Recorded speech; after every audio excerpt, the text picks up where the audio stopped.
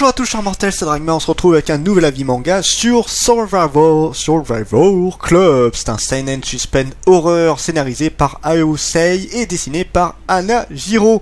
Oui, seinen suspense horreur, excusez-moi, je m'embrouille un peu dans tout ça. Alors pour l'histoire, on suit un élève, excusez-moi, qui n'était jamais là spécialement en classe, et à un moment donné il est revenu et il s'est fait péter. Ouais, il de la dynamite et du C4, tout ça, et il s'est fait exploser en plein milieu de la classe. Ça a fait du sacré dégât. Je crois que sur les 31 élèves, il y en a que 7 qui ont survécu, dont sur les 7 survivants, la plupart avaient des séquelles. Hein. Je crois qu'il y en a un, il a perdu sa main, il y en a un, il a perdu des doigts, il y en a un, il a perdu son pancréas, enfin bref, ils ont perdu pas mal de choses.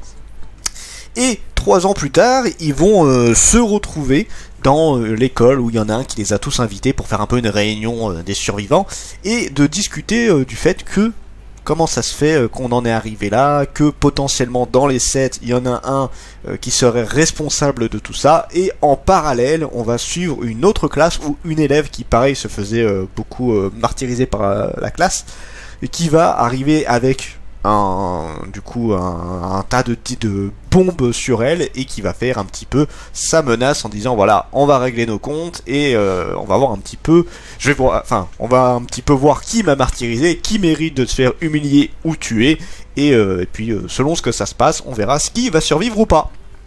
Grosso modo, l'histoire c'est ça. Et c'est un manga qui est terminé en 3 tomes et qui est extrêmement bien fichu en 3 tomes. J'ai énormément aimé cette série-là. C'est vrai que c'est pareil, c'est le manga un petit peu random que j'ai pas, que je ne savais pas trop ce que ça allait donner. C'est pas encore une fois, c'est pas le manga de l'année, mais c'est un truc qui est assez intéressant puisque le manga parle beaucoup justement du harcèlement à l'école. Alors bon, là c'est au Japon, mais dans tous les pays il y en a. Hein. En France c'est pareil. Moi ça va, j'ai eu du bol à ce niveau-là, mais ça a failli. Malheureusement, j'ai vu des gens qui se sont fait pas mal martyriser, et même si ça a l'air de rien pour ceux qui s'amusent à martyriser, ça marque à vie, hein, ce genre de truc-là, faut pas oublier ça, et ça peut pourrir la scolarité. Et là, c'est assez intéressant comment ça part dans l'extrême, en vrai, c'est le genre de truc qui a certainement dû déjà arriver, mais qui pourrait arriver encore une fois. Hein, quand tu pètes un câble, tu pètes un câble. Et là, en gros, c'est vraiment pour montrer à quel point déjà il y a les responsables, hein, bien sûr, on voit les responsables principaux.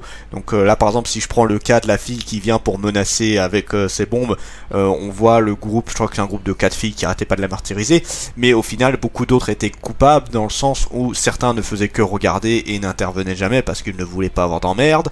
Le professeur qui lui en avait pas grand chose à foutre et qui disait même à des moments wow, bah, c'est normal, ça permet au moins que la classe soit soft, il faut bien quelqu'un qui se fasse martyriser pour que ça fonctionne. Bon, ça, le prof est un connard, pour le coup le prof est un connard, mais même s'il n'avait pas dit ça, il n'a jamais rien fait, parce que clairement il était au courant de ce qui se passe. Et les peu de personnes qui essayer de l'aider, malheureusement, avait extrêmement peur des conséquences, parce que une personne qui se fait martyriser par une bonne partie de la classe et une qui essaye d'aller l'aider, il y a de fortes chances qu'elle se retrouve avec l'autre qui se fait martyriser, et ça en est très triste, ça en est extrêmement triste que justement du coup on en ait peur d'aller aider les gens, parce qu'on a peur de se faire nous-mêmes éclater. Voilà, et ça parle principalement de ça, et c'était très intéressant. J'ai lu les 3 tomes pour le coup. C'est vrai qu'en général, quand je fais un avis manga, je ne présente pas si j'ai lu tout, ou alors j'en fais un dernier arc, un truc du genre, mais là, je vais pas vous parler de la fin, je laisse la surprise et tout.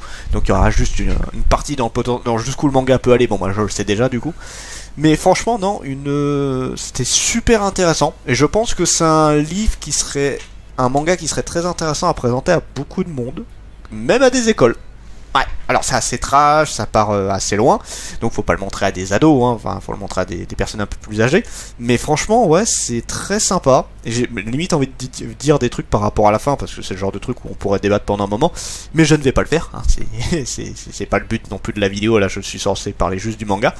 C'est vraiment très cool. Enfin très cool, c'est assez morbide, c'est du drame, tout ça, mais c'était une bonne petite histoire, j'ai beaucoup aimé, et j'aime bien un petit peu ce que le manga veut t'envoyer comme message, hein. Franchement j'ai bien aimé. Pour le potentiel du manga, alors pour l'histoire, bon c'est assez classique, hein, c'est pas le premier manga à avoir fait ce genre de choses là je trouve qu'il va quand même, qu'il pousse beaucoup le truc en mettant beaucoup en avant justement tout ce que ça peut donner. Encore une fois, c'est pas le seul à avoir fait ça, mais j'ai bien aimé, franchement j'ai beaucoup aimé.